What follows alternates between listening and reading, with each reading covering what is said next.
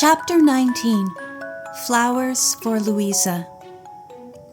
I don't know how long I cried, but when I finally stopped, I saw Christy sitting on the grass a few feet away, knotting a chain of clover blossoms together. While I watched, she laid the flowers at the angel's feet and sat back, her head tilted to study their effect. Christy glanced up, saw me looking at her, and tried to smile. Her face was still streaked with tears. "I thought she might like some flowers," she said. "Maybe we can get some nicer ones and bring them to her tomorrow." All around us, birds and insects chirped and scolded. The summer breeze rustled the leaves of the holly tree, and from outside the graveyard came the sounds of cars and the voices of children playing in the park across the street. "Roses," I said, thinking of the fragrance of Louisa's twilight world. She'd like roses. At the sound of footsteps, Christy and I looked up, startled. "You're right. Louisa was always partial to roses," Miss Cooper said. Giving me a bouquet of pink and yellow roses, she added, "Put these on the child's grave for me."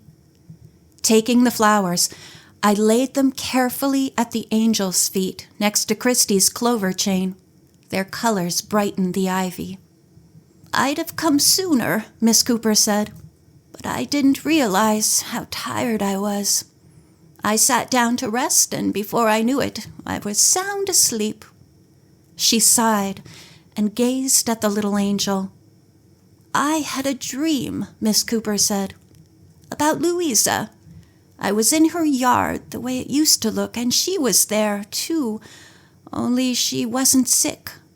She was so happy, all smiles, and I could hardly speak. I was so surprised. She came to me and kissed me." Miss Cooper touched her cheek lightly and smiled. "She forgave me." "I had a dream like that once about my father," I said. "I think it's their way," Miss Cooper said. "Their way of telling you not to fret about them, to let them go." We were all silent then. A blue jay scolded from somewhere in the treetops, and a catbird called from the holly tree. Across the street, the children's voices rose and fell. "Were you angry when Louisa died?" I asked. Miss Cooper frowned, and her mouth worked on the words before she spoke. "It shames me to say it," she admitted, "but I was mad at her for dying before I had a chance to give the doll back, and for leaving me without a friend." She was silent for a moment. "Louisa died early in the morning," she went on, her voice shaking a little. "Mama told me at breakfast, and Papa said it was lucky for me that the Lord always took the good children first and left the ones like me for the devil to claim when he saw fit." "What an awful thing to say!" I stared at Miss Cooper, unable to imagine anyone having a father so cruel. The old woman shrugged. "I was a bad girl. You know that yourself. But I've kept the devil waiting a long time, haven't I?" She stared at the angel for a few seconds, her face softened by the shadows the holly tree cast over it. "But Louisa, she was a good little creature, and maybe Papa was right. She didn't suffer very long before the Lord took her." Neither Christy nor I spoke, so Miss Cooper went on, her old eyes fixed on the angel's face. "This is the first time I've been here since the burial. I couldn't come before, couldn't bear thinking about Louisa and that doll, knowing I'd made her unhappy. But now, well, she's got no cause to hate me."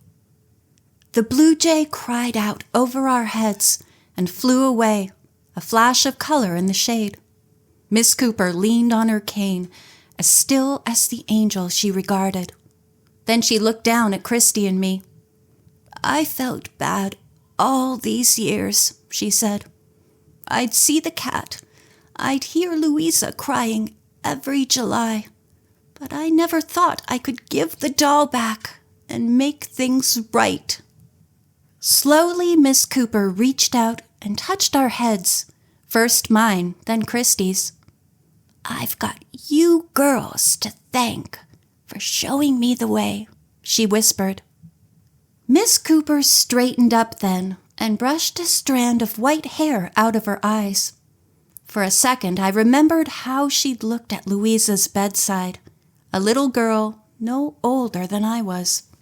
For a second, I remembered how she'd looked at Louisa's bedside, a little girl no older than I was.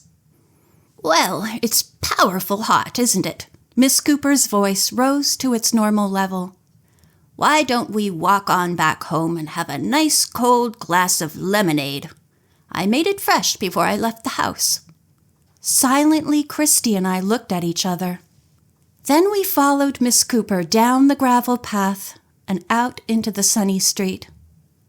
"What kind of cookies do you like?" I heard Miss Cooper ask Christy, but I didn't listen to her answer. I was too busy thinking about what Miss Cooper had said about her dream. Had Daddy been giving me a message too? End of chapter 19.